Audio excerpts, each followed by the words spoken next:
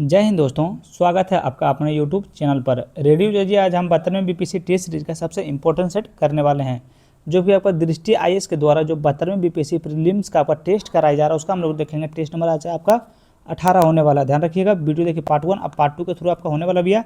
Part 1 आपका 1 से लेकर 75 नंबर प्रश्न आपका पूरा कंप्लीट कराया जाएगा विद व्याख्या के साथ में। ध्यान रखिएगा। और देखिए एग्जाम में बहुत कम दिन बचा हुआ है, आपका मात्र आपका 16 दिन बचा हुआ है, तो इसीलिए वीडियो को पूरा वॉच कीजिएगा भैया और थोड़ा सा ध्यान से देखिएगा। वीडियो को 1.20x पे देखिएगा, थोड़ा सा ज़्यादा बढ़िया रहेगा। वीडियो का स्पीड थोड़ा बढ़ा लीजिएगा। चलिए बिना कोई देर किए हुए चलते हैं प्रश्न नंबर 1 की ओर। चलिए यहाँ से शुरुआत करते हैं। उससे पहले अगर चैनल पर आप लोग नए हैं भी है तो प्लीज़ आपसे हाथ जोड़कर निवेदन कर रहे हैं कि प्लीज़ चैनल को सब्सक्राइब कर लीजिए। देखिए क्वेश्चन में क्या बोल रहा है, यदि हम किसी, एक सेकंड रुकिए, थोड़ा कलम चेंज कर लीजिए। यदि हम किसी लकड़ी के बक्से पर 400 न्यूटन का क्षैतिज बल लगाते हैं तो वह फर्श पर चलना आरंभ करने की अवस्था में ही हो तो सीमांत घर्षण बल कितना होगा? बताइए, तो सीमांत बल घर्षण कितना होगा? ध्यान रखिएगा, ये पर 400 न्यूटन हो जाएगा। ध्यान में रखिए। देखिए सीमांत घर्षण स्थितिज, सोल्यूशन सुनिएगा भैया। सीमांत घर्षण स्थितिक घर्षण का वो अधिकतम मान है जो किसी पिंड पर ठीक उसी क्षय कार्य करता है जब किसी अन्य पिंड की सतह पर फिसलना आरंभ करने वाला होता है। ध्यान रखिएगा। नेक्स्ट क्वेश्चन पे चलते हैं। प्रश्न नंबर पहले देखिए भैया, आपका फिजिक्स आने वाला है, साइंस का क्वेश्चन आपका आएगा, उसके बाद आपका करंट अफेयर्स आएगा, उसके बाद आपका जो है सो जीएस आएगा। ठीक, किसी गैस में ध्वनि की चाल निम्नलिखित में से किस पर निर्भर नहीं करती है? बताइए, किसी गैस में ध्वनि की चाल निम्नलिखित में से किस पर निर्भर नहीं करती है? तो नहीं करती, आपका दाब पर जो है सो आपका निर्भर नहीं करती है। देखिए किसी आदर्श गैस में ध्वनि की चाल का सूत्र क्या होता है? ध्यान रखिएगा, जहाँ माफ कीजिएगा, इसका सोल्यूशन हम थोड़ा गलत पढ़ दिए हैं। इसका सही उत्तर आपका ऑप्शन नंबर बी हो जाएगा। ध्यान रखिएगा। नेक्स्ट क्वेश्चन में चलते हैं प्रश्न नंबर 3 की ओर। माफ कीजिएगा, इसका सोल्यूशन हम नहीं पढ़ पाए। चलिए 3 नंबर प्रश्न बताइएगा, यदि किसी तार के सिरों के बीच विभवांतर 50 वोल्ट हैं तथा आवेश की गति कराने में किया गया कार्य 100 जूल है तो तार में कितना कूलाम आवेश प्रभावित होगा? देखिए कितना प्रभावित होगा, तो ये आपका 2 कूलाम जो है सबका प्रभावित होगा। ध्यान में रखिएगा, तो ऑप्शन नंबर बी आपका बिल्कुल सही उत्तर हो जाएगा। चलिए नेक्स्ट क्वेश्चन में चलते हैं प्रश्न नंबर 4 की ओर। बताइए, किसी लेंस की क्षमता निम्नलिखित में से किस पर निर्भर करती है? बताइए, किसी लेंस की क्षमता निम्नलिखित में से किस पर निर्भर करती है? किस पर निर्भर करती है? तो ये आपका लेंस की वक्रता पर निर्भर करती है। ध्यान में रखिए। देखिए किसी लेंस की क्षमता को मीटर में उसकी फोकस दूरी का व्युत्क्रम के रूप में परिभाषित किया जाता है। ध्यान में रखिएगा, से P बराबर हो गया 1/f हो जाएगा। ध्यान रखिएगा। नेक्स्ट क्वेश्चन पे आते हैं प्रश्न नंबर 5 की ओर। बताइए, मुक्त रूप से गिरते किसी पिंड की गतिज ऊर्जा नियंत्रण बढ़ती है, नियंत्रण आपका बढ़ती है इसमें क्या? तो इसमें ऊर्जा संरक्षण के सिद्धांत का उल्लंघन नहीं होता है। ध्यान में रखिएगा। देखिए मुक्त रूप से गिरते किसी पिंड की गतिज ऊर्जा नियंत्रण बढ़ती है, तो इसमें जो है सो ऊर्जा संरक्षण के सिद्धांत का उल्लंघन नहीं होता है। ध्यान रखिएगा।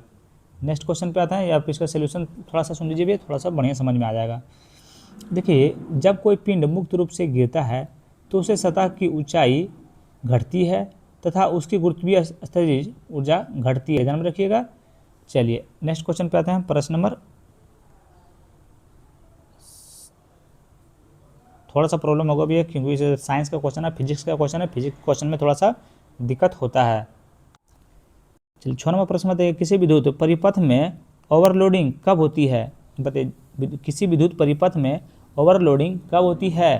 तो ओवरलोडिंग जब एक ही सॉकेट में बहुत अधिक उपकरण जोड़ दिए जाते हैं। ध्यान रखिएगा, जब किसी एक ही सॉकेट में बहुत अधिक उपकरण जोड़ दिए जाते हैं, तो ऑप्शन नंबर बी आपका बिल्कुल सही उत्तर हो जाएगा।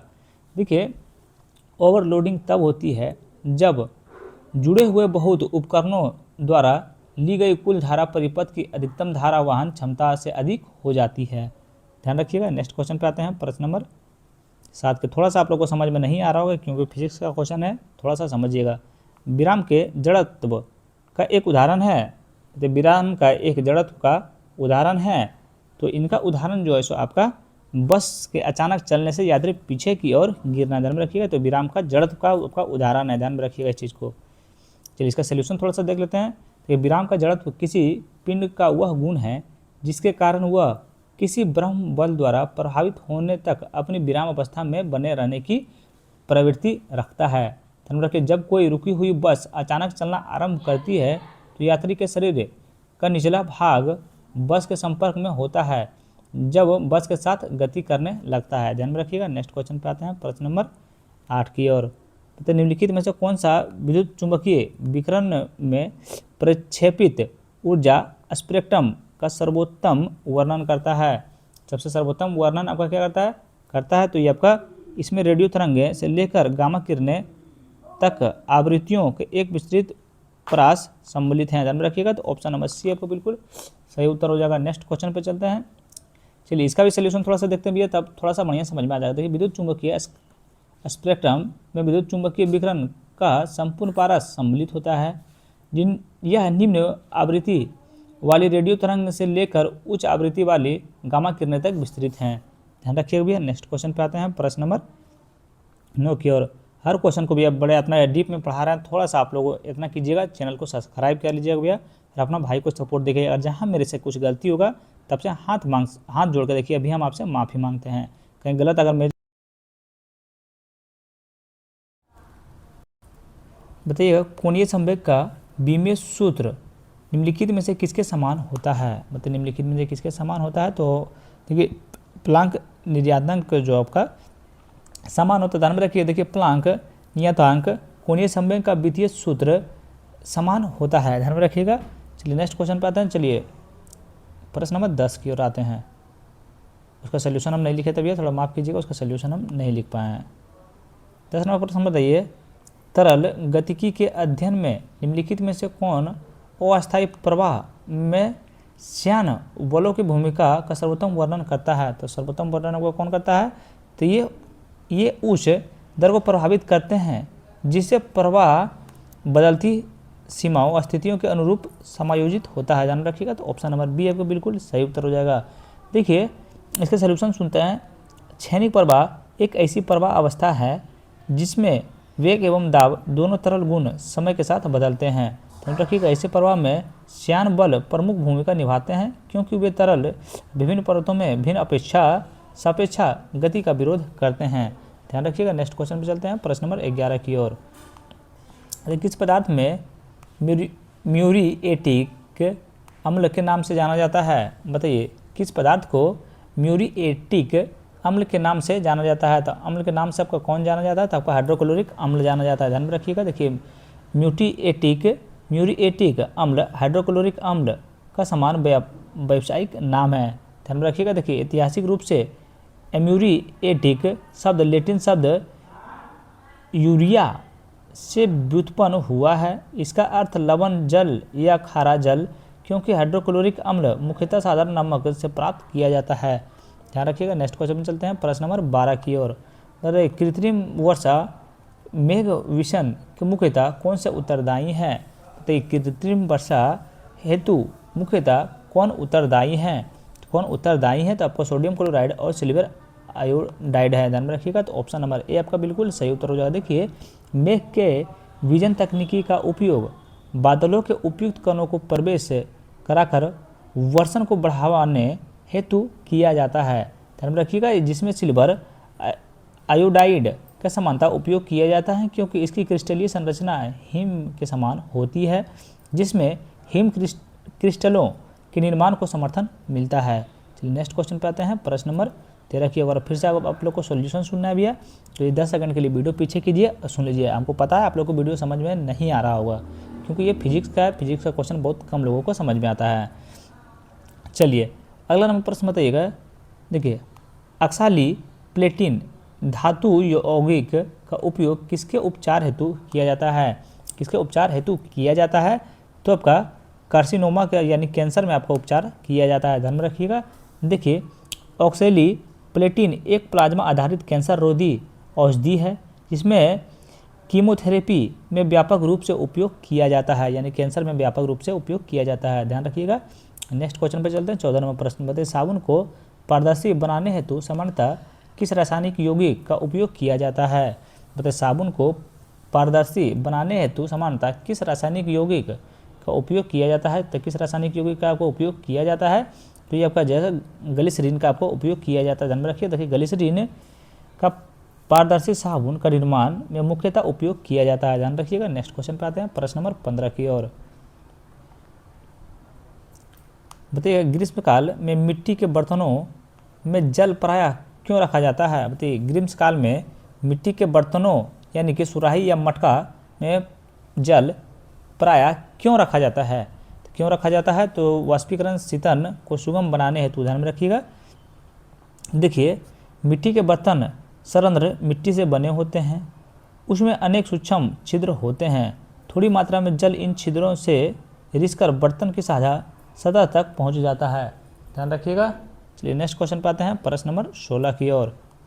तो निम्नलिखित में से कौन सा ग्लोसिन समानता प्रयुक्त एक्टोन बूस्टर है? बताइए निम्नलिखित में से कौन ग्लोसलिन में समानता प्रयुक्त ऑक्टेन बूस्टर है? कौन है बताइएगा? तो ये आपका है मिथाइल टर्ट ब्यूटाइल ईथर, ध्यान में रखिएगा। तो ऑप्शन नंबर बी आपका बिल्कुल सही उत्तर जो है। देखिए इसके बारे में थोड़ा सा हम लोग जानते हैं।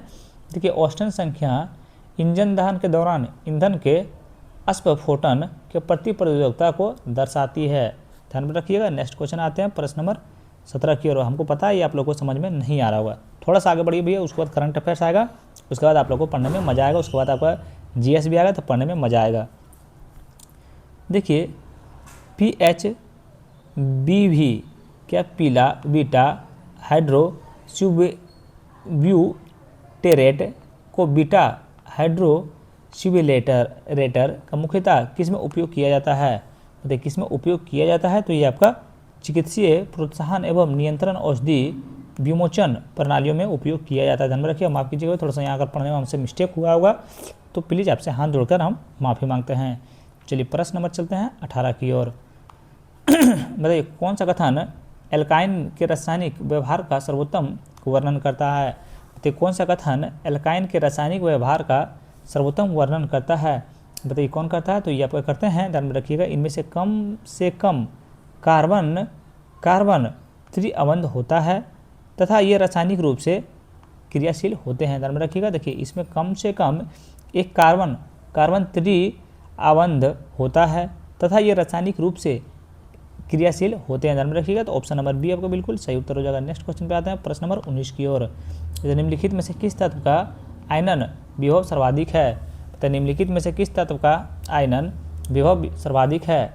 तो बताइए सर्वाधिक आपका किसका है? तो हीलियम का, ध्यान रखिएगा। तो ऑप्शन नंबर सी आपका बिल्कुल सही उत्तर हो जाएगा। ध्यान में रखिए आयनन विभव किसी विगलित गैसीय परमाणु में ब्रह्मतम इलेक्ट्रॉन को हटाने हेतु आवश्यक न्यूनतम ऊर्जा है, ध्यान रखिएगा। नेक्स्ट क्वेश्चन पे आते हैं, प्रश्न नंबर 20 की ओर।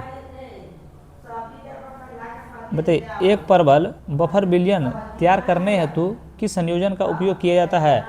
किस संयोजन का उपयोग किया जाता है? तो ध्यान रखिएगा दुर्लभ अम्ल उसकी सुयुग्मी क्षार लवण का आपका उपयोग किया जाता है, ध्यान में रखिएगा। देखिए इसके बारे में थोड़ा सा हम लोग जानते हैं। बताइए बफर विलयन अम्ल या क्षार की थोड़ी मात्रा मिलाए जाने पर पीएच में परिवर्तन का प्रतिरोध करता है, ध्यान में रखिएगा। देखिए एक प्रभावी बफर दुर्लभ अम्ल एवं उनके सुगमी क्षार या दुर्लभ क्षार एवं उसके सुयग्मी अम्ल का उपयोग करके तैयार किया जाता है, ध्यान रखिएगा। तो ऑप्शन नंबर बी आपका बिल्कुल सही उत्तर हो जाएगा। नेक्स्ट क्वेश्चन में चलते हैं, प्रश्न नंबर 21 की ओर। बताइए वही स्रावी ग्रंथियां अपने स्रावों को कहाँ स्रावित करती है? बताइए क्या है? वीडियो को थोड़ा सा स्पीड बढ़ा लीजिएगा भैया, तब पढ़ने में थोड़ा सा ज़्यादा मजा आएगा। बताइए तो बताइए इसका सही उत्तर क्या हो जाएगा? तो इसका सही उत्तर आपका हो जाएगा ऐसी वाहिनियों जो किसी विशिष्ट सतह या गुहा तक जाती है, ध्यान में रखिएगा। तो ऑप्शन नंबर बी आपका बिल्कुल सही उत्तर। थोड़ा सा इधर स्पीड में निकलेंगे भैया, ध्यान रखिएगा। डीएनए और आरएनए में परिवर्तित करने की प्रक्रिया क्या कहलाती है? मतलब डीएनए को आरएनए में परिवर्तित करने की प्रक्रिया क्या कहलाती है? तो आपका ट्रांसक्रिप्शन कहलाती है। क्या कहलाती है? आपका ट्रांसक्रिप्शन कहलाती है, ध्यान रखिएगा। नेक्स्ट क्वेश्चन पे आते हैं, प्रश्न नंबर 23 की ओर। निम्नलिखित में से कौन ड्यूनोग्लोबुलिन तथा इसके प्राथमिक कार्य लक्षण का सही सुमेलित युग्म है? कौन सा आपका सही युग्म आपका सुमेलित है? तो आपका आईजीए स्रावो आंसुलार स्लेस्मा का प्रमुख एंटीबॉडी है, ध्यान में रखिएगा। तो ऑप्शन नंबर बी आपको बिल्कुल सही उत्तर। माफ कीजिएगा इसमें थोड़ा सा हमको कुछ समझ में नहीं आया भैया। तो देखिए जो गलत होता है वो गलत हम खुद अपना गलती हम अपना खुद मान लेते हैं। बताइए किसी विषाणु झिल्ली मुख्यतः किससे बनी होती है। बताइए किसी विषाणु की झिल्ली मुख्यतः किससे बनी होती है। किससे आपका बनी होती है, तो आपका लिपिड प्रोटीन और ग्लाइकोप्रोटीन का आपका बनी होती है, ध्यान में रखिएगा। तो ऑप्शन नंबर बी आपका बिल्कुल सही उत्तर हो जाएगा। नेक्स्ट क्वेश्चन पे आते हैं प्रश्न नंबर 25 की ओर। तो डीएनए के अणु किस प्रकार का आवेश वहन करता है। तो डीएनए अणु किस प्रकार का वहन करता है। बताइए डीएनए अणु किस प्रकार का आवेश वहन करता है, किस प्रकार का आवेश वहन करता है। तो ये आपका देखिए ऋणावेश का करता है, ध्यान में रखिएगा। ऑप्शन नंबर बी आपका बिल्कुल सही उत्तर हो जाएगा। ये फिजिक्स केमिस्ट्री आ जाता है ना भैया, तो मूड खराब करके रख देता है एकदम से। चलिए बताइए उत्परिवर्तन कोडॉन की भूमिका होती है। बताइए उत्परिवर्तन में कोडॉन की क्या भूमिका होती है। बताइए क्या भूमिका होती है।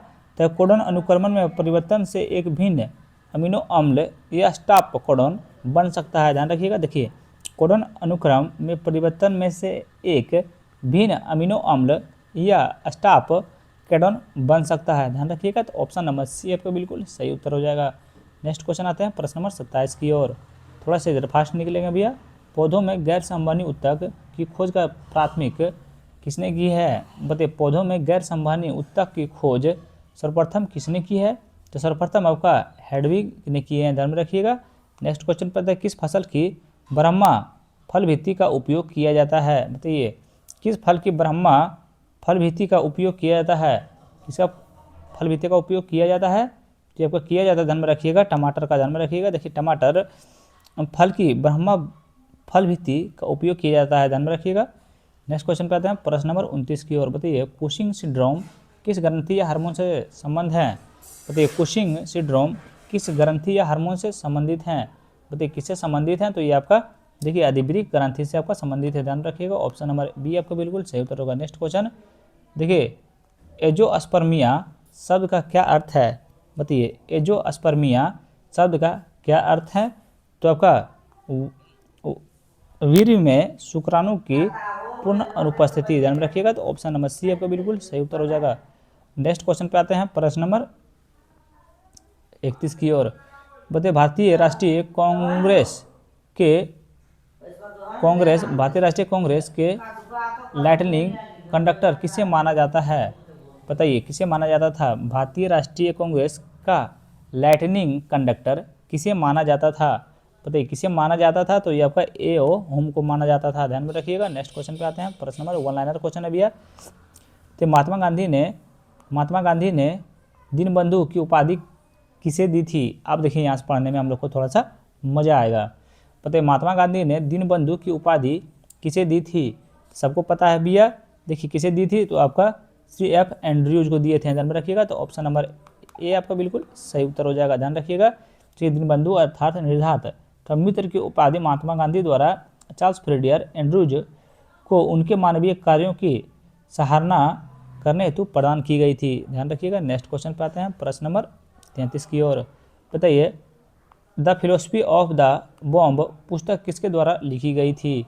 तो ये किसके द्वारा लिखी गई थी, तो ये आपका जोसेफ भगत चरण बोहरा के द्वारा आपका लिखा गया था, ध्यान में रखिएगा। The philosophy of the bomb Bhagwati चरण बोहरा द्वारा क्रांतिकारी आंदोलन की पद्धति पर महात्मा गांधी की आलोचनाओं के प्रत्यक्ष बौद्धिक उत्तर के रूप में तैयार की गई थी, ध्यान रखिएगा भैया। नेक्स्ट क्वेश्चन पे आते हैं प्रश्न नंबर 34 की ओर। तो व्यक्तिगत सत्याग्रह आंदोलन के दौरान तृतीय सत्याग्रही कौन थे। तो व्यक्तिगत सत्याग्रह आंदोलन के दौरान तृतीय सत्याग्रही कौन थे। तृतीय सत्याग्रही जो आपको कौन थे, तो ये आपका थे, ध्यान रखिएगा, ब्रह्मदत्त थे, ध्यान रखिएगा। तो ऑप्शन नंबर सी आपका बिल्कुल सही उत्तर हो जाएगा। नेक्स्ट क्वेश्चन पे आते हैं। हमें एक ऐसी कार दी गई है जिसमें सभी ब्रेक हैं किंतु कोई इंजन नहीं। भारत शासन अधिनियम 1935 के संबंध में यह कथन किसने कहा था। तो ये कथन आपका किसने कहा था, तो आपको जवाहरलाल नेहरू कहे थे, ध्यान में रखिए। कौन कहे थे, तो जवाहरलाल नेहरू कहे थे, ध्यान में रखिए। देखिए जवाहरलाल नेहरू ने भारत शासन अधिनियम 1935 को सभी ब्रेक किंतु कोई इंजन नहीं वाली मशीन के रूप में वर्णित किया, जिससे इसकी वास्तविक शक्ति का अंतर्निहित कमी रेखांकित हुई है, ध्यान रखिएगा। नेक्स्ट क्वेश्चन पे आते हैं प्रश्न नंबर 36 की ओर। बताइएगा डिक्यू वर्ड योजना किससे संबंध है? तो डिक्यू वर्ड योजना किससे संबंध है? तो डिक्यू वर्ड योजना आपका भारत का विभाजन से आपका संबंधित है, ध्यान रखिएगा।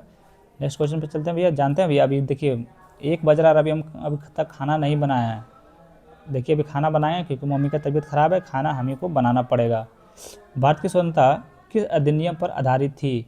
बताइए भारत की स्वतंत्रता किस अधिनियम पर आधारित थी? किस अधिनियम पर आधारित थी? ध्यान रखिएगा ये आपका भारत शासन अधिनियम 1919 पर आपका आधारित थी। चलिए नेक्स्ट क्वेश्चन में चलते हैं, प्रश्न नंबर 38 की ओर। बताइए सत्यमेव जयते का नारा किसके द्वारा दिया गया या लोकप्रिय बनाया गया? बताइए सत्यमेव जयते का नारा किसके द्वारा दिया गया या फिर लोकप्रिय बनाया गया? किसके द्वारा बनाया गया था? तो बताइए भैया, सबको बच्चा को पता है, पंडित मोहन मालवीय के द्वारा आपका ये दिया गया था, ध्यान में रखिए। देखिए सत्यमेव जयते क्या मुंडकोपनिषद से लिया गया एक प्राचीन मंत्र है, लेकिन पंडित मोहन मालवीय ने इसे एक राष्ट्रीय नारे के रूप में लोकप्रिय बनाने में प्रमुख भूमिका निभाई थी, ध्यान रखिएगा भैया। नेक्स्ट क्वेश्चन पे आते हैं, प्रश्न नंबर 39 की ओर। प्राचीन भारत में वीणा का छाप सामान्यतः किस राजा की समुद्री से मिलती है? बताइए प्राचीन भारत में वीणा की छाप के सामान्यतः किस राजा की मुद्रा से मिलती है? तो ये आपका समुद्रगुप्त से आपका मिलती है, ध्यान में रखिए। देखिए शक्तिशाली समुद्रगुप्त सम्राट को स्वर्ण मुद्राओं की एक विशेष श्रृंखला पर वीणा बजाते हुए दर्शाया गया है, जो कला एवं संगीत से उनकी परिकृत रुचि को प्रदर्शित करती है, ध्यान रखिएगा। नेक्स्ट क्वेश्चन 40 नंबर प्रश्न देखिए, अमुक्त मल्याद मध्यकाल में किस भाषा में लिखी गई है? देखिए किस भाषा में लिखी गई है? तो आपको तेलुगु भाषा में लिखी गई थी, ध्यान रखिएगा। नेक्स्ट क्वेश्चन पे आते हैं 41 नंबर प्रश्न। बताइए दीन ए बंदगान किस सुल्तान द्वारा आरंभ किया गया था? तो दीवान ए बंदगान किस सुल्तान द्वारा आरंभ किया गया था? किस सुल्तान के द्वारा आरंभ किया गया था? तो फिरोज शाह तुगलक के द्वारा आपका आरंभ किया गया था, ध्यान में रखिएगा। नेक्स्ट क्वेश्चन पे वन लाइनर क्वेश्चन, इस समय इतना इजी क्वेश्चन है भैया, इसमें सोल्यूशन खोजिएगा तो आप लोग के साथ में मेरे साथ में नाइंसाफ़ी हो जाएगा। बताइए किस ब्रह्म ग्रंथ के 4 आश्रमों का उल्लेख है? बताइए किस ब्रह्म ग्रंथ में 4 आश्रमों का उल्लेख है? तो ये आपका शतपथ ब्राह्मण में है, ध्यान में रखिए। शतपथ ब्राह्मण में वैदिक परंपरा के 4 आश्रमों अर्थात जीवन की अवस्थाओं के कुछ आरंभिक संदर्भ मिलते हैं, ध्यान रखिएगा। 4 से आपका कौन सा हो जाएगा? तो देखिए ब्रह्मचर्य हो गया यानी विद्यार्थी जीवन हो गया, गृहस्थ हो जाएगा मतलब गृहस्थ जीवन हो गया, वानप्रस्थ हो जाएगा वननिवासी हो जाएगा, तथा संन्यास हो जाएगा त्याग हो जाएगा। 4 को जो है आपका आश्रमों का उल्लेख मिलता है, ध्यान रखिएगा। नेक्स्ट क्वेश्चन चलते हैं प्रश्न नंबर 43 की ओर। व्यक्तिगत सत्याग्रह आंदोलन में द्वितीय सत्याग्रही कौन थे? तो व्यक्तिगत सत्याग्रह आंदोलन में द्वितीय सत्याग्रही कौन थे? द्वितीय सत्याग्रही जो है सो आपका कौन थे? तो द्वितीय सत्याग्रही आपका जवाहरलाल नेहरू थे, ध्यान में रखिएगा। अक्टूबर 1940 में आंदोलन के आधिकारिक रूप से आरंभ होने पर जवाहरलाल नेहरू को महात्मा गांधी द्वारा द्वितीय व्यक्तिगत सत्याग्रही के रूप में चुना गया था, ध्यान रखिएगा। नेक्स्ट क्वेश्चन पे चलते हैं 44 नंबर प्रश्न कि दुअप्सा सिंह अस्पा की प्रणाली किस मुगल सम्राट के संबंध थी? बताइए दुअप्सा सिंह अस्पा की प्रणाली किस मुगल सम्राट से संबंध थी? किस मुगल सम्राट से आपका संबंध में थी? तो ये जो है आपका जहांगीर से आपका संबंधित थी, ध्यान में रखिए। देखिए द अस्पा सिंह अस्पा प्रणाली सम्राट जहांगीर द्वारा मनसबदारी प्रणाली के तहत प्रस्तुत एक महत्वपूर्ण नवाचार थी, ध्यान रखिएगा। 45 नंबर प्रश्न देखिए क्या बोल रहा है। वर्ष 1918 में एनी बेसेंट सर्वप्रथम पटना बिहार के किस तिथि को पहुंची थी? तो 18 अप्रैल 1918 को पहुंचे थे, ध्यान में रखिएगा। देखिए एनी बेसेंट ने होम रूल आंदोलन में महत्वपूर्ण भूमिका निभाई तथा स्वशासन के पक्ष में जनमत जुटाने हेतु भारत के विभिन्न क्षेत्रों का सक्रिय रूप से दौरा किया, ध्यान रखिएगा। नेक्स्ट क्वेश्चन पे आते हैं प्रश्न नंबर 46 की ओर। बताइएगा बी आर अम्बेडकर के संबंध में निम्नलिखित कथनों में से कौन सा कथन सही है? किसके बारे में? बी आर अम्बेडकर के बारे में कौन सा कथन आपका सही है ये आप लोग को बताना है। देखिए कथन 1 में आपका है इन्हें 15 अगस्त 1947 को स्वतंत्र भारत का प्रथम विधि एवं न्याय मंत्री के रूप में नियुक्त किया गया था, जो कि बिल्कुल आपका सही है। तो उन्होंने वर्ष 1942 से 46 तक वायसराय की कार्यकारी परिषद के श्रम सदस्य के रूप में कार्य किया। क्या कथन 2 आपका सही है? तो कथन 2 भी आपका बिल्कुल सही है। कथन 3 में है यह वर्ष 1938 में त्रिपुरी अधिवेशन में भारतीय राष्ट्रीय कांग्रेस के अध्यक्ष चुने गए थे, ये आपका बिल्कुल गलत है, ध्यान में रखिएगा। देखिए इसका सही उत्तर क्या होगा 3 का? देखिए, डॉक्टर अंबेडकर ने कभी भी भारतीय राष्ट्रीय कांग्रेस के अध्यक्ष के रूप में कार्य नहीं किया है। त्रिपुरी अधिवेशन 1939 में हुआ था, इसकी अध्यक्षता सुभाष चंद्र बोस ने किए थे, ध्यान में रखिएगा। चलिए, तो इसका एक और दो सही है, तो ऑप्शन नंबर ए आपका बिल्कुल सही उत्तर हो जाएगा। नेक्स्ट क्वेश्चन में आता है 47वां प्रश्न, भारतीय राष्ट्रीय कांग्रेस के गठन से पूर्व भारत में राजनीतिक संगठनों से संबंधित निम्नलिखित घटनाओं पर विचार कीजिए। तो भारतीय राष्ट्रीय कांग्रेस के गठन से पूर्व भारत में राजनीतिक संगठनों से संबंधित निम्नलिखित घटनाओं पर विचार कीजिए। बताइए कि उपयुक्त घटनाओं का सही कालानुक्रम क्या है। सही कालानुक्रम आपको चयन करना है, इसमें ध्यान रखिएगा। देखिए, पहला आपका हो जाएगा ब्रिटिश इंडियन एसोसिएशन का गठन, ये आपका पहला हो जाएगा, ध्यान रखिएगा, ये आपका पहला हो जाएगा। चलिए, इसके बारे में थोड़ा सा जानते जाएं कि देखिए, ब्रिटिश इंडियन एसोसिएशन का गठन आपका वर्ष 1851 कोलकाता में हुआ था, ध्यान रखिएगा। उसके बाद आपका जो है लंदन में ईस्ट इंडिया एसोसिएशन का गठन, ये आपका दूसरा हो जाएगा। क्या हो जाएगा आपका? दूसरा हो जाएगा। देखिए, ईस्ट इंडिया एसोसिएशन का गठन दादा भाई नौरोजी ने 1886 के लंदन में किए थे, ध्यान रखिएगा। उसके बाद आपका हो जाएगा, ठीक है, पुनः सार्वजनिक सभा का गठन, ये आपका तीसरा हो जाएगा, ध्यान रखिए। आपका क्या हो जाएगा? आपका तीसरा हो जाएगा। देखिए, पुनः सार्वजनिक सभा का गठन 1870 में बम्बई प्रेसिडेंसी जनमत का प्रतिनिधित्व करते हुए हुआ था। लास्ट नंबर की कोलकाता में इंडियन एसोसिएशन का गठन, ये आपका 4 नंबर में हो जाएगा। ध्यान रखिए, इनका कब हुआ था? इनका आपका वर्ष 1876 में सुरेंद्र नाथ बनर्जी एवं आनंद मोहन बोस द्वारा किया गया था, ध्यान रखिए। तो इसका सही उत्तर आपका ऑप्शन नंबर ए आपका बिल्कुल सही उत्तर हो जाएगा, ध्यान रखिएगा।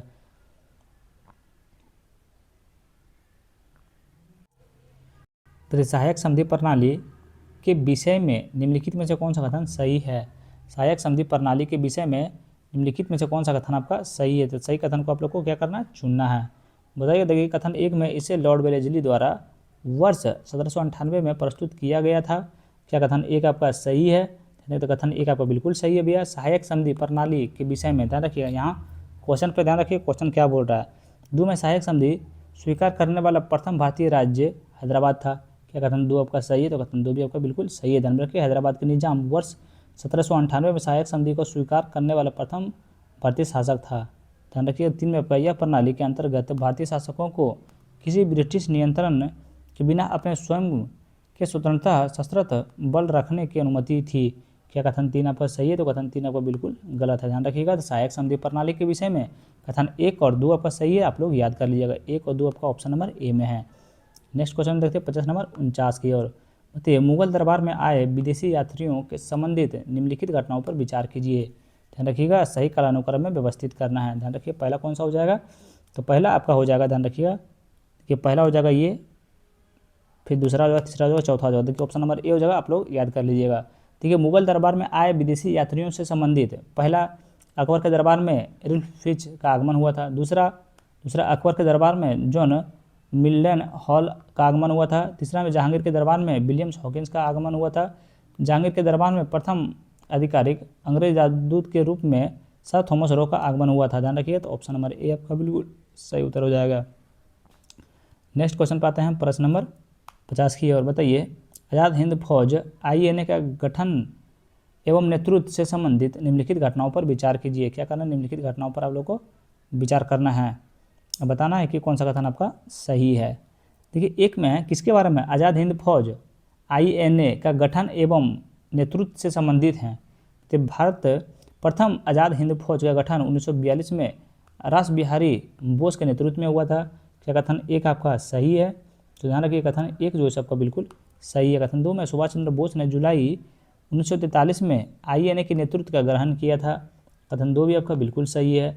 कथन 3 में INA को आधिकारिक रूप से स्वतंत्र की भारत की अंतिम सरकार आज़ाद हिंद की सेना घोषित किया, बिल्कुल सही है। 3 में है INA के प्रारंभिक गठन के समय मदन मोहन सिंह, क्या है? INA आरंभिक गठन का समय मोहन सिंह के प्रथम कमांडर थे, ये भी कथन आपका बिल्कुल सही है। तो ध्यान रखिएगा, आज़ाद हिंद फौज INA गठन एवं नेतृत्व के से संबंधित तीनों कथन, चारों कथन आपका बिल्कुल सही है, ध्यान रखिए। तो ऑप्शन नंबर डी आपका बिल्कुल राइट आंसर हो जाएगा।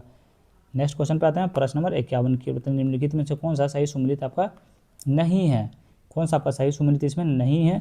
तो एक में देखिए, एनी बेसेंट थियोसॉफिकल सोसाइटी, ये बिल्कुल सही सुमेलित हैं कि हेनरी ऑलकॉट थियोसॉफिकल सोसाइटी बिल्कुल सही सुमेलित है। स्वामी विवेकानंद रामकृष्ण मिशन बिल्कुल आपका सही सुमेलित है। रामकृष्ण परमहंस रामकृष्ण मिशन जो कि आपका डी बिल्कुल सही सुमेलित नहीं है। ध्यान में रखिए, देखिए रामकृष्ण परमहंस स्वामी विवेकानंद के अत्याधिक गुरु थे, किंतु उन्हें रामकृष्ण मिशन की स्थापना नहीं की। इस मिशन की स्थापना स्वामी विवेकानंद ने रामकृष्ण परमहंस की मृत्यु के पश्चात की थी। ध्यान रखिएगा। नेक्स्ट क्वेश्चन पे आते हैं, प्रश्न नंबर, अगर उसका सोल्यूशन आपको फिर से सुनना भी है तो 1 सेकंड के लिए वीडियो पीछे कर लीजिए और सुनने में मज़ा आ जाएगा। चलिए 52 नंबर प्रश्न देखिए, आप लोग को मिलान करना है तो मिलान करते हैं। बताइए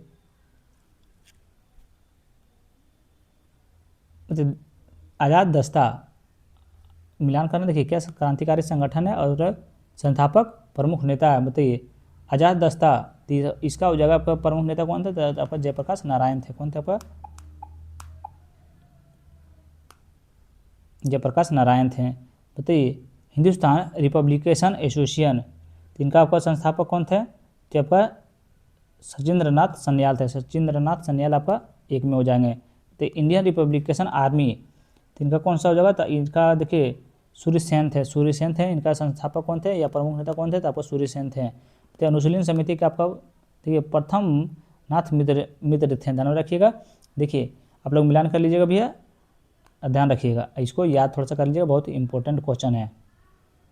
चलिए आगे बढ़ते हैं। इसका सही उत्तर आपको कौन सा हो जाएगा? तो यहाँ ऑप्शन से बता देते हैं, तो ऑप्शन नंबर ए का बिल्कुल सही उत्तर हो जाएगा। नेक्स्ट क्वेश्चन पे आते हैं, प्रश्न नंबर 53 के बताइए सूची 1 और सूची 2 से मिलान करना। पुस्तक और लेखक बताइए अमरकोश के लेखक कौन है? अमरकोश के लेखक आपका कौन है? जल्दी बताइए। तो अमरकोश के लेखक आपका अमर सिंह है। ध्यान रखिए कौन है? अमर सिंह है। बताइए 1 सेकंड रुकिए, कौन है? अमर सिंह है। बताइए गीत गोविंद का आपका लेखक कौन है? गीत गोविंद का आपका लेखक हैं, ध्यान रखिएगा, जयदेव हैं। बताइए कथा सरित सागर का आपका लेखक कौन है? तो ये आपका जो है सामदेव हैं। बताइए विक्रमोर्वशी का संस्थापक कौन था? आपका कालिदास है। ध्यान रखिएगा। तो ऑप्शन नंबर ए आपका बिल्कुल सही उत्तर हो जाएगा। नेक्स्ट क्वेश्चन पे आते हैं, प्रश्न नंबर 54 की ओर। बताइएगा मिलान करने वाला, देखिए सूची 1 में क्या दरबारी कवि है, संरक्षक हैं। बताइए परमानंद के संरक्षक कौन है?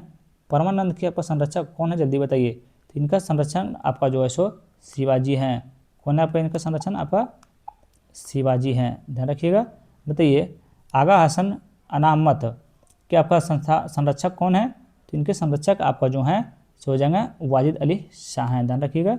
बताइए अल्लाह शानी पैदाना के आपका संरक्षक कौन है? तो इनके संरक्षक आपका कृष्णदेव राय हैं। तो अमीर खुसरो का आपका कौन है? तो अलाउद्दीन खिलजी है। ध्यान रखिएगा। तो ऑप्शन नंबर ए आपका बिल्कुल सही उत्तर हो जाएगा। नेक्स्ट क्वेश्चन पे ये सब देखिए भैया, ये सब को आप लोग को याद करना बहुत जरूरी है। तो सूची 1 में क्या यूरोपियन कंपनी है, प्रथम फैक्ट्री का स्थान है। बताइएगा पुर्तगाली प्रथम फैक्ट्री का स्थान है। तो पुर्तगाली सबसे पहले आपका कहाँ स्थापित किया गया था? तो सबसे पहले आपका जो है कोचीन में स्थापित किया गया था। अंग्रेज आपका सबसे पहला फैक्ट्री का स्थान क्या था? इनका स्थान आपका सूरत था। डच का आपका कहाँ था? तो डच का आपका मछलीपट्टनम था। फ्रांसीसी एक सूरत था। कहता इजी क्वेश्चन है भैया, ऐसा क्वेश्चन का आपको मिलान कीजिएगा तो दिक्कतें हो जाएगा। बताइएगा देखिए कर्च जल संधि किसे जोड़ती है? कर्च जल संधि किसे जोड़ती है?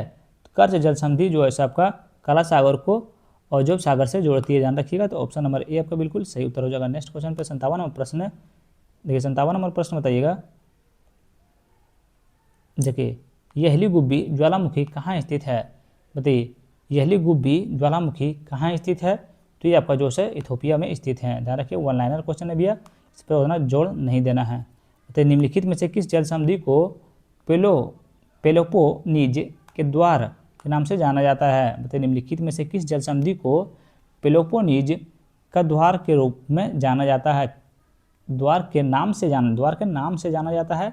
तो आपका करिंथ जल संधि आपका जाना जाता है। ध्यान में रखिए। देखिए करिंथ जल संधि एक संकरणीय स्थल सेतु है जो पेलोपोनीज प्रायद्वीपीय को शेष मुख्य भूमि ग्रीस से जोड़ता है। ध्यान रखिए भाई, ग्रीस से जोड़ता है। चलिए थोड़ा फास्ट हम बता देते हैं। देखिए कुरिथ जल संधि एक संकीर्ण स्थल सेतु है जो पेलोपोनीज पेलोपोनेज प्रायद्वीपीय को शेष मुख्य भूमि ग्रीस से जोड़ता है। ध्यान रखिएगा। नेक्स्ट क्वेश्चन पे आते हैं प्रश्न नंबर, चलिए बताइए प्रश्न नंबर 59 की ओर। तो वृक्ष संवर्धन किससे तात्पर्य है? तो वृक्ष संवर्धन से तात्पर्य है, तो इनसे तात्पर्य आपका है, तो ये आपका तात्पर्य वृक्ष एवं झाड़ियों की कृषि से आपका तात्पर्य। देखिए वृक्ष संवर्धन व्यक्तिगत वृक्षों, झाड़ियों तथा अन्य कष्टायी बहुवर्षीय पौधों की कृषि प्रबंधन एवं अनुरक्षण का विशिष्ट विज्ञान एवं अभ्यास है। ध्यान रखिएगा। 60वां प्रश्न, विश्व की सबसे छोटा बसा हुआ नदी द्वीप कौन सा है? विश्व का सबसे छोटा बसा हुआ नदी द्वीप कौन सा है? तो आपका देखिए उमानंद है। ध्यान में रखिएगा। देखिए विश्व की सबसे छोटा बसा हुआ नदी उमानंद है। ध्यान में रखिएगा। नेक्स्ट क्वेश्चन पे आते हैं प्रश्न नंबर 61 की ओर। बताइए कर्णप्रयाग किन दो नदियों के संगम पर है? बताइए ये सब क्वेश्चन आपको बताइएगा आंसर, तो मज़ा नहीं आएगा। प्रश्न नंबर, मोलिंग राष्ट्रीय उद्यान किस राज्य में स्थापित है? देखिए किस राज्य में स्थापित है? तो अरुणाचल प्रदेश में। ये सब क्वेश्चन भैया IUNC कितने प्रकार के श्रेणियाँ होती है, ये सब क्वेश्चन देखिए बताने का मनो नहीं करता है। बताइए भारत वन सर्वेक्षण का मुख्यालय किस नगर में स्थित है? किस नगर में स्थित है? तो आपका देहरादून में स्थित। ध्यान में रखिए। देखिए भारतीय वन सर्वेक्षण का मुख्यालय आपका देहरादून में स्थित है। बताइए फुमदी क्या है? फुमदी क्या है? तो फुमदी आपका तैरते द्वीप है। ध्यान में रखिएगा। तैरते द्वीप है, फुमदी आपका तैरते द्वीप है। ध्यान रखिए। सब इजी क्वेश्चन है भैया, एकदम वन लाइनर क्वेश्चन समझ में आ रहा होगा। देखिए क्या आपको। पहला लाइकेन पार्क किस राज्य में स्थित है? पहला लाइकेन पार्क किस राज्य में स्थित है? तो उत्तराखंड राज्य में स्थित है। 67 नंबर, भारत के राष्ट्रीय उद्यानों के विषय में निम्नलिखित में से कौन सा कथन सही है? बताइए कि भारतीय राष्ट्रीय उद्यानों के विषय में कौन सा कथन आपका सही है, ये आप लोग को बताना था। कथन 1 में वर्ष 2026 तक देश के 107 राष्ट्रीय उद्यान है। कथन 1 आपका बिल्कुल सही है। तो ये अन्य संरक्षित क्षेत्रों की तुलना में उच्च स्तरीय संरक्षण प्रदान करते हैं, ये भी कथन आपका बिल्कुल सही है। 3 में आपका है इसकी स्थापना एवं प्रबंध मुख्यतः वन्यजीव संरक्षण अधिनियम 1972 के प्राधिकार के अंतर्गत किया जाता है, ये भी कथन आपका बिल्कुल सही है। ध्यान रखिए भारत में राष्ट्रीय उद्यान के विषय में तीनों कथन आपका सही है भैया। इसको आपको याद करना है, VBI क्वेश्चन है ये, ध्यान रखिएगा। सही उत्तर आपका ऑप्शन नंबर डी हो जाएगा। ऑप्शन तो देखना ही नहीं भैया, नहीं ऑप्शन हम कभी आप लोग को देखने देंगे। संगठन है मुख्यालय है। बताइए UNEP का आपका मुख्यालय कहाँ है? UNEP का आपका मुख्यालय आपका कहाँ है? तो नैरोबी केन्या में है। कहाँ है नैरोबी केन्या? तो आप यहाँ पे है। ध्यान में रखिएगा। कहाँ? नैरोबी केन्या में है। बताइए IUCN का आपका मुख्यालय कहाँ है? तो आपको स्विट्जरलैंड में, यानी कि ग्लांड स्विट्जरलैंड में। ग्लांड स्विट्जरलैंड कहाँ है? तो आपका ये 3 में है। तो WWF आपका देखिए विश्व बैंक कोष, यानी कि विश्व बैंक कोष का आपका मुख्यालय कहाँ है? तो आपका ग्लांड स्विट्जरलैंड में भी है, ये भी ग्लांड स्विट्जरलैंड। तो देखिए आपका 1 में है यहाँ। कहाँ? तो आपका 1 में है। बताइए IPCC आपका जेनेवा स्विट्जरलैंड में। ध्यान रखिएगा। तो इसका सही उत्तर आपका ऑप्शन नंबर कौन सा हो जाएगा? तो ऑप्शन नंबर बी आपका बिल्कुल सही उत्तर हो जाएगा। नेक्स्ट क्वेश्चन पे आते हैं प्रश्न नंबर, ये सब मिलान करने वाला क्वेश्चन है, तो उतना ध्यान में रखिएगा, उतना देखिएगा तो फिर हो गया काम। तो सोचना नहीं, ऑप्शन देखिए एकदम मारिए एकदम ठीक हुआ खाली। बताइए झील है और राज्य है। बताइए वेम्बनाड झील किस राज्य में है? ये सब क्वेश्चन भी अगर अभी आप नहीं जानते हैं, समझ लीजिए आपके लिए 72वें BPSC बहुत कठिनायक होने वाला है। बताइएगा वेम्बनाड झील आपका जो है सो केरल में है। ध्यान रखिए कहाँ है? केरल में है। बताइए रेणुका झील आपका किस राज्य में है? तो आपका हिमाचल प्रदेश में है। चिल्का झील आपका किस राज्य में है? तो आपका उड़ीसा में है। सांभर झील आपका राजस्थान में है। ऑप्शन नंबर ए आपको बिल्कुल सही उत्तर हो जाएगा। नेक्स्ट क्वेश्चन पे आते हैं प्रश्न नंबर 70 की ओर। तो जलीय जीवों के विषय में निम्नलिखित में से कौन सा कथन सही है? तो जलीय जीवों के विषय में निम्नलिखित में से कौन सा कथन आपका सही है? तो ध्यान रखिएगा। कथन 1 में न्यूटन जलीय सतह पर रहने वाले संलग्न जीव हैं, जो कि बिल्कुल सही है। देखिए फाइरिफाइटिन तनों एवं पत्तियों के संलग्न रहते हैं, तो बिल्कुल सही है। 3 में है प्लवज जलधाराओं के साथ बहने वाले सूक्ष्मदर्शी जीव हैं, जो कि बिल्कुल आपका सही है। 4 में अगर नेप्टन जल स्तंभ में तैरने वाली प्राणी है, ये भी कथन आपका बिल्कुल सही है। ध्यान रखिएगा जलीय जीवों के विषय में चारों कथन आपका सही है भैया। आपसे हाथ जोड़कर निवेदन कर रहे हैं, आप लोग इसको चारों याद कर लीजिए। ध्यान रखिएगा।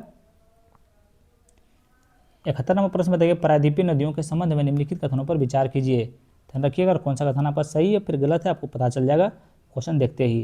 बताइए प्रायद्वीपीय नदियाँ भारत प्रायद्वीपीय नदी भारी वर्षा के कारण सदानीरा बारहमासी होती है, जो कि बिल्कुल एक आपका सही है। नर्मदा एवं ताप्ती नदियाँ विशाल डेल्टा बनाती है, कथन 2 भी आपका बिल्कुल सही है। ध्यान में रखिएगा कि ये नदियाँ अपेक्षाकृत सीधा गर्म अपनाती है। क्या कथन ये 3 आपका सही है, तो कथन 3 आपका बिल्कुल सही नहीं है।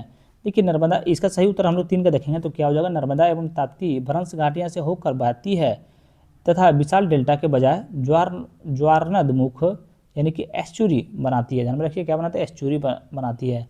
4 में इसके अलावा बेसिन हिमालय नदियों की तुलना में छोटे होते हैं, कथन 4 आपका जो है बिल्कुल ये आपका सही है। ध्यान में रखिएगा प्रायद्वीपीय नदियों के संबंध में 1, 3 और 4 आपका सही है। 1, 3 और 4 आपका कौन सा ऑप्शन में है, अच्छा पूरा कौन सा सही नहीं है, सही नहीं है भैया, 1 सेकेंड। अरे नर्मदा एवं तापी नदियाँ विशाल डेल्टा नहीं बनाती है, तो ये अपन नहीं बनाती है। ध्यान रखिए 2 आपका गलत है। देखिए इसका सही सोल्यूशन क्या हो जाएगा, ध्यान से सुनिए। देखिए नर्मदा एवं ताप्ती भ्रंश घाटिया से होकर बहती है और विशाल डेल्टा के बजाय ज्वारनदमुख एस्चुरी बनाती है। ध्यान रखिए यहाँ विशाल डेल्टा बनाती है नहीं, एस्चुरी बनाती है। ध्यान में रखिए ज्वारनदमुख बनाती है, तो कौन सा गलत हो जाएगा, तो 2 और 3 आपका गलत है। चलिए 2 और 3 आपका कहाँ है, तो ऑप्शन नंबर बी में है। चलिए बताइए सूची 1 और सूची 2 से मिलान करना। चक्रवात है और नामकरण करने वाले देश हैं। बताइए चक्रवात तेज का अपना नामकरण किस देश ने किए हैं, बताइए। बहुत बढ़िया क्वेश्चन है। बताइए चक्रवात है और नामकरण करने वाला, बताइए चक्रवात तेज का आपको भारत नामकरण दिए हैं। चक्रवात अल्फान किस देश नाम दिए हैं, तो आपका थाईलैंड दिए हैं। चक्रवात फानी ये आपका बांग्लादेश नाम दिए हैं। तो चक्रवात तितली ये आपका पाकिस्तान नाम दिए हैं। ध्यान रखिए तो ऑप्शन नंबर ए आपका बिल्कुल सही उत्तर हो जाएगा, याद कर लीजिएगा, VVI क्वेश्चन है। नेक्स्ट क्वेश्चन पे आते हैं प्रश्न नंबर 73 की ओर। बताइएगा राष्ट्रीय जलमार्ग है, नगर और संपर्क है। ध्यान रखिए इसमें सही उत्तर को आपको चुनने के लिए बोल रहा है। सही उत्तर को क्या बोल रहा है, आपको चुनने के लिए बोल रहा है। इसमें देखिए NH19 दिल्ली कोलकाता बिल्कुल सही है आपका है।